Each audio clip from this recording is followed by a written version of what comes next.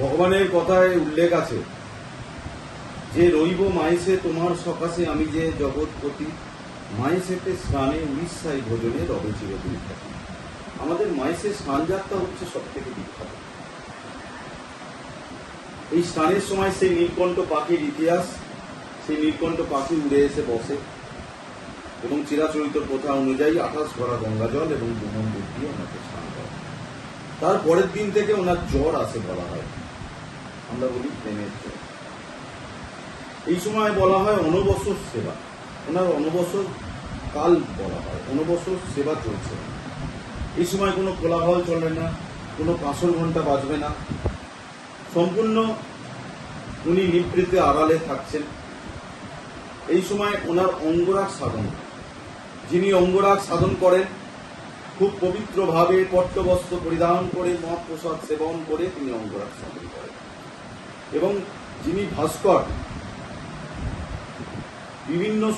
আগে বিভিন্ন কবিরাজরা আসতেন ওনাকে পথ্য দিয়ে যেতেন, সেই পথ্য খেয়ে উনি সুস্থ হয়ে।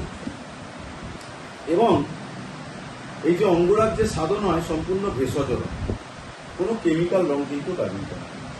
যেমন কাঁইবিচি থেকে আটা, কালো ঘুষি থেকে কালো রং, সাদা শঙ্খ ঘষে ঘষে সাদা রং, পুনম থেকে লাল রং, হলুদ বেটে হলুদ রং ইত্যাদি ভাবে আমরা অঙ্গরাগ সাধন করি।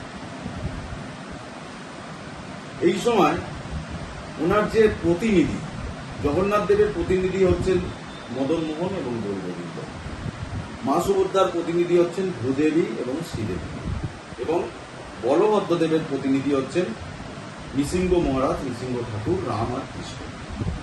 এই 7 সহদেবতার সহ অন্যান্য সহদেবতারাও আমরা পুজো করে থাকি। আগামী শুক্ল অমাবস্যা তিথি 14ই জুলাই আমাদের মায়েসের প্রথম দরজা খুলে। এই দিনটাকে বলা হয় নবযৌবন উৎসব। তিনি নতুন জীবন ফিরে পেলেন, নবযৌবন। এই দিন ওনার অভিষেক, প্রাণ প্রতিষ্ঠা, চক্ষুদান হয় হোম যাগযজ্ঞের মাধ্যমে।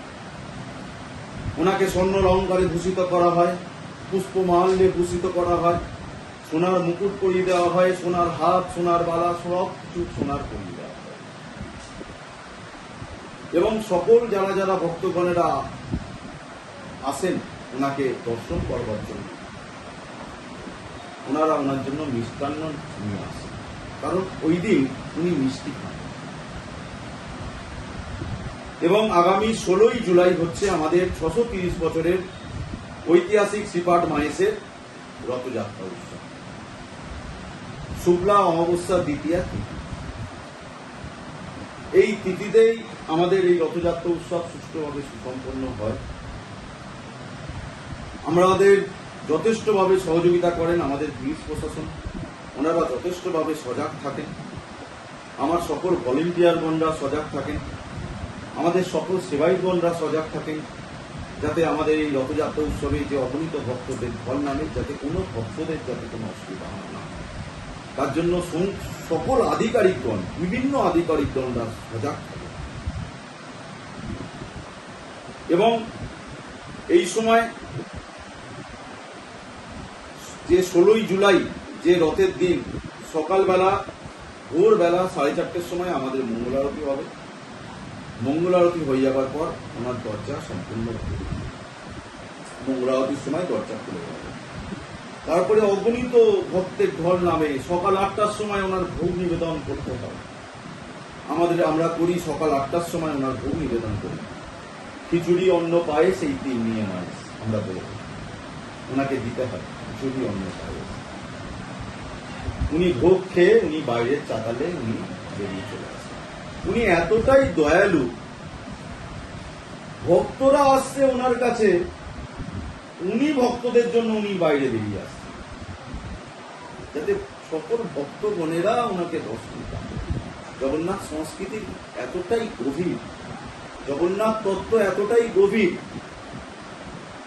এই দিকটা আমাদের বুঝতে হবে যে উনি কেন রত্নবেদী থেকে উনি বাইরে আসছেন, যাতে সকল ভক্তগণেরা ওনাকে দর্শন পায়।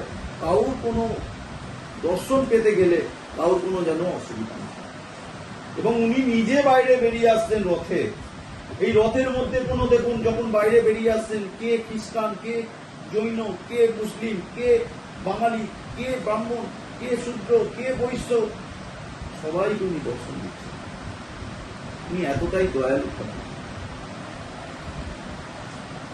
উনি রাজা সেজে চলবেন, দুপুর 2টোর সময় আমাদের দামোদর হয়, দামোদর শিলা, বিভিন্ন শিলা আছে, রঘুবীর শিলা, দামোদর শিলা। আমরা প্রথমে দামোদর দিই, সূচনা করা হয় বিভিন্ন ডিস্টিংগুইশ পার্সনদের হাতে।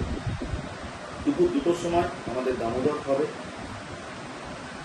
সকাল 8টা থেকে আমাদের পুজো বাইরের চাতাল থেকে নেওয়া হবে, একদম চলবে পুজো টানা।